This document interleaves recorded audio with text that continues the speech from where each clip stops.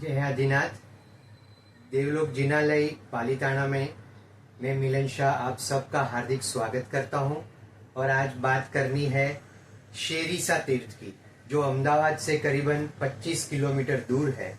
और वहां का भव्य जिनालय देख के मन जब प्रफुल्लित हो जाता है, तो आइए बात करते हैं शेरीसा तीर्थ की।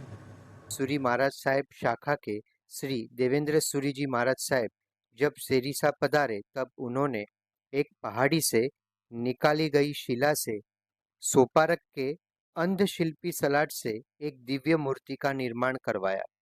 एक खान से दूसरी अन्य 24 प्रतिमाएं मिली थी, और श्री देवेंद्र सूरी जी इस नगर में जिनालय बनवाने के लिए अयोध्या से 4 बड़ी प्रतिमाएं ला रहे थे।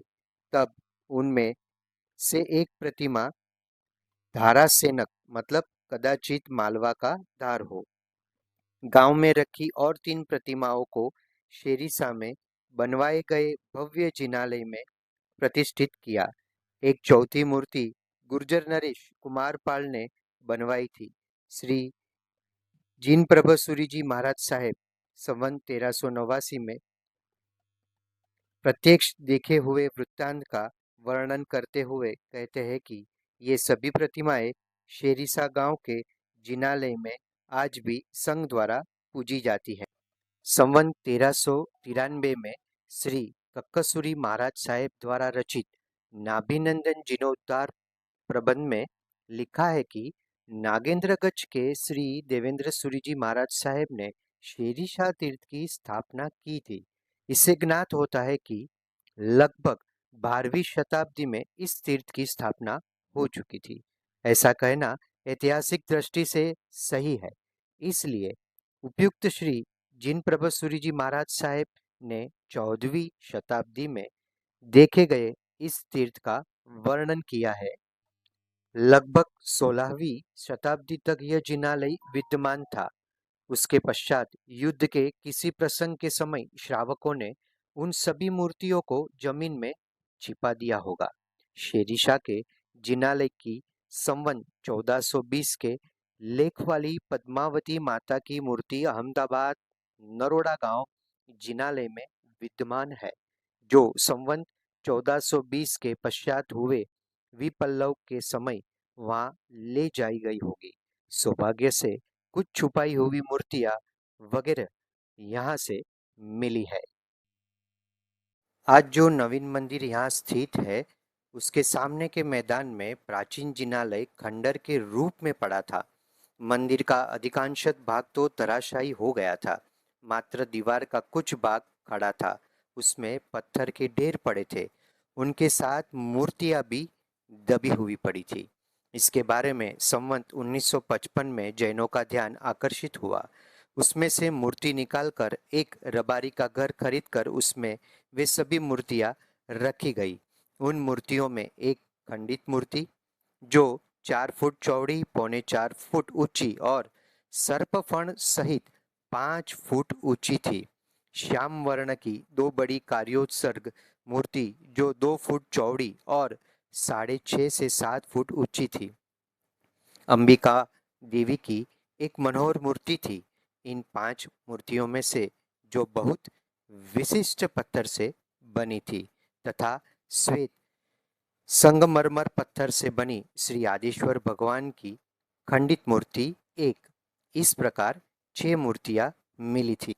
इस खंडर में नक्काशी युक्त पत्थर, स्तंभ, कलश वगैरह निकाला है, जिसे अलग रखा गया है, तथा पुनः खोदने पर जो मिला है उसमें पत्थर की 15 से 16 मूर्तियां, संगमरमर की खंडित 2 मूर्तियां तथा संगमरमर की बड़ी मानवकृति कार्योत्सर्ग प्रतिमा, जिसमें दोनों ओर 24 जिन प्रतिमाएं उकेरी गई है, और उन कार्योत्सर्ग प्रतिमा के नीचे लेख है, किंतु वह बिल्कुल घिस गया है, जो 12वीं-13वीं शताब्दी का है ऐसा प्रतीत होता है।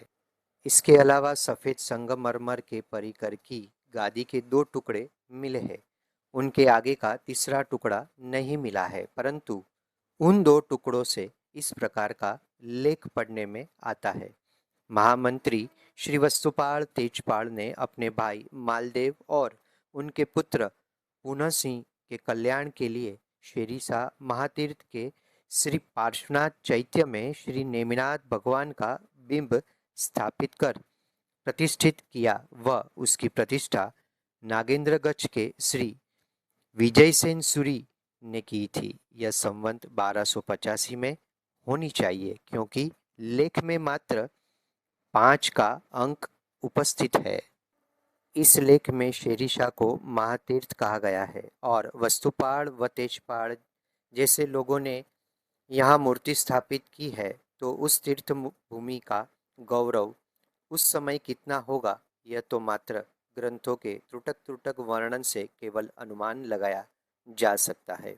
उपयुक्त मूर्तियों के अलावा पुरानी धर्मशाला के पास स्थित एक खड्डे से जो सर्प फणयुक्त श्री पार्श्वनाथ भगवान की विशाल मूर्ति निकाली थी, लोग वर्षों तक उसे योद्धा वीर के रूप में पूजते थे और मान्यता वगैरह रखते थे।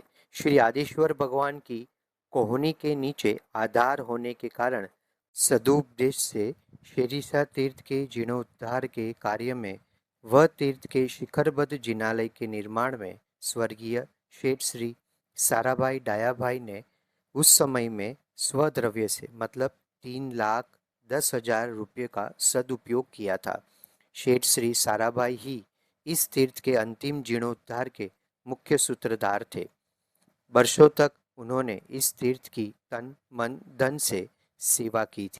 विस्वन संवत 1984 ईस्वी सन 1928 के वर्ष में आषाढ़ सुदी पूनम के दिन शेठ श्री साराभाई डायाभाई ने अखिल भारतवर्ष के जैनों की प्रतिनिधि रूप शेठ आनंद जी कल्याण जी पेडी को इस तीर्थ का संचालन कार्य सौंपा। भूमि से मिलने वाली इन मूर्तियों में से 5 मूर्तियां जिन पर शेठ जमनाभाई भगुभाई ने मोती का लेप करवाया था और संवत 1988 ईस्वी सन 1932 महासुदी छठ के दिन उन मूर्तियों की मंदिर में प्रवेश प्रतिष्ठा की गई थी। इस जिनालय के तैयार होने के बाद विस्वन संवत 2002 ईस्वी सन 1946 में वैशाख सुदी दसम के दिन परम पूजनीय शासन सम्राट आचार्य महाराज श्री विजय नेमिसुरीश्वर जी महाराज आदि के पवित्र निश्रा में उल्लासपूर्वक इस प्राचीन से नवीन बने जिनालय की प्रतिष्ठा की गई थी।